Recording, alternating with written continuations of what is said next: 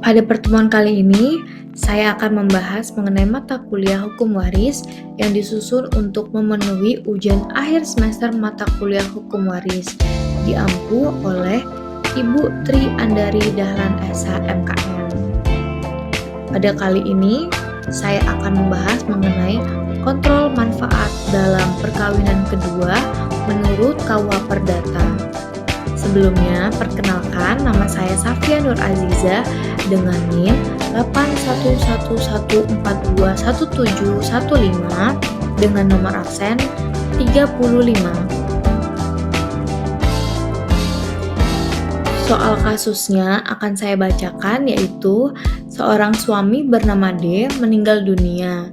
Kemudian, ia meninggalkan istri dan 2 orang anak dari pernikahan kedua, yaitu P, S, dan C. Di pernikahan pertama, ia meninggalkan 2 orang anak, yaitu B dan R. Perkawinan antara D dan P itu tidak melakukan perjanjian sebelumnya pada perkawinannya. Di dalam perkawinan, D itu membawa harta sebesar 110 juta, sedangkan P membawa harta sebesar 95 juta rupiah.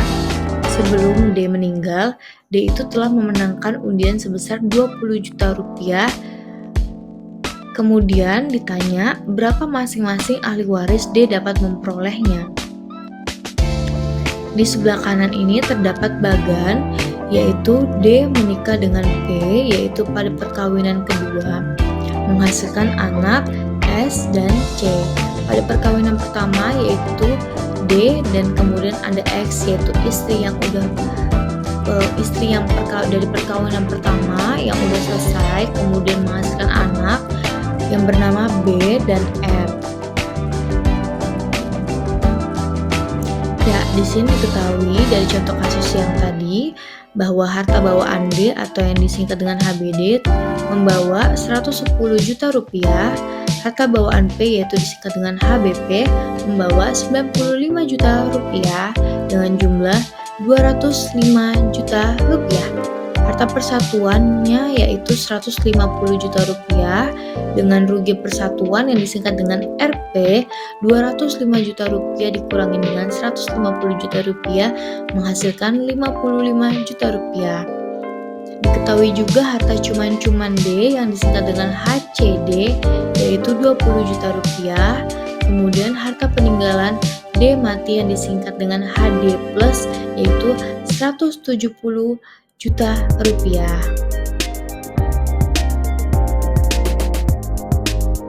Yang pertama itu dicari dulu bagian HD dan HP.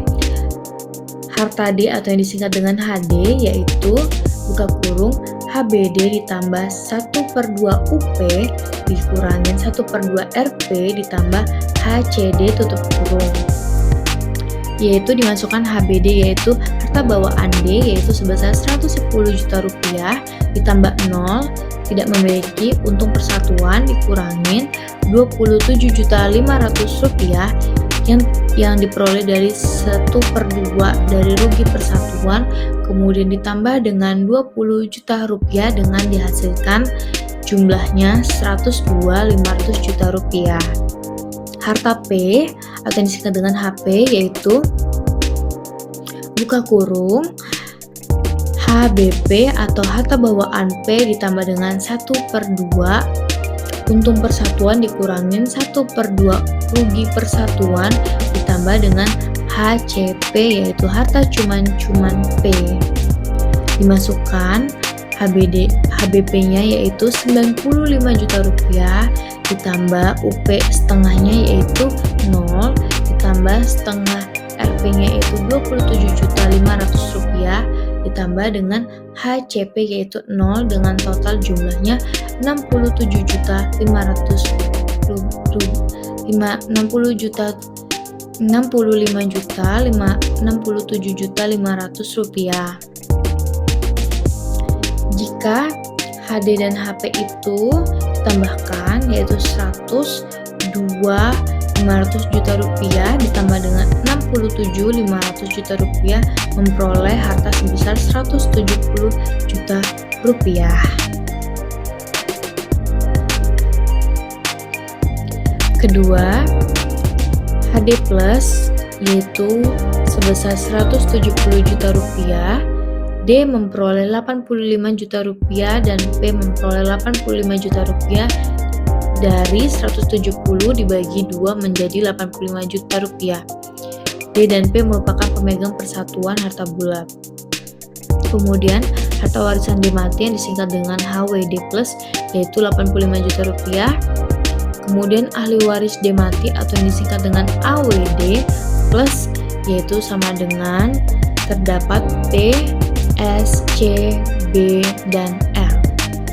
Kemudian 85 juta rupiah itu dikali dengan 1/5 karena terdapat 5 ahli waris dengan total jumlahnya 17 juta rupiah. Di sini pada bagian P sama dengan HWD plus ditambah dengan AWD plus yaitu 85 juta rupiah ditambah dengan 17 juta kemudian menghasilkan 97 juta rupiah. Pada manfaat P yaitu diketahuinya itu caranya bagian P dikurangin harta P sama dengan 97 juta rupiah dikurangin dengan 67.500 juta rupiah yang diperoleh 29.500 juta rupiah. 29.500 juta rupiah yaitu merupakan manfaat P yang perlu dikontrol.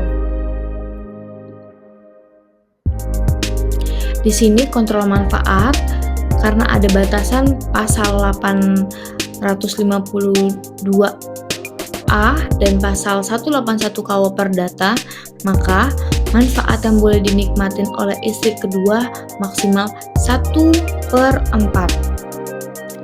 Dengan caranya P sama dengan maksimal 1/4 dikali dengan harta warisan D sama dengan 1/4 dikali 102.500 juta rupiah yang menghasilkan 25.625 juta rupiah.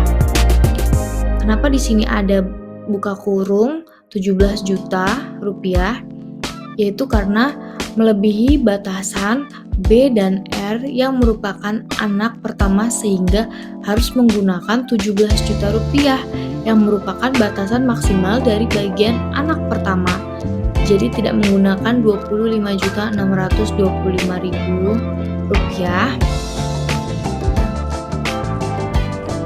Kemudian manfaat yang boleh dinikmatin P itu hanya sebesar 17 juta rupiah. P kelebihan manfaat. Caranya manfaat P dikurangin kelebihan yang boleh dinikmatin P sama dengan 29.500.000 dikurangin 17 juta kemudian hasilnya 12.500.000 rupiah. 12 juta itu 12.500.000 merupakan manfaat yang harus dipotong. Ya, bagian yang diterima P di sini dijelaskan. Yang diterima P itu bagian P dikurangin manfaat P yaitu 97 juta dikurangin 12.500.000. Akhirnya memperoleh sebesar jumlah 84.500.000. Kemudian maka berapa sih berapa yang diterima oleh anak-anaknya? Kita akan cari tahu ya. Yang diterima anak-anaknya yaitu kan anaknya ada 4 yaitu B, R, S, C. Sehingga menjadi 1/4 karena anaknya ada 4. Kemudian caranya 1/4 dikali dengan HD plus dikurangin bagian yang diterima P. 1/4 dikali buka kurung 170 juta dikurangin 84.500.000 tutup kurung. 1/4 dikali 85.500.000.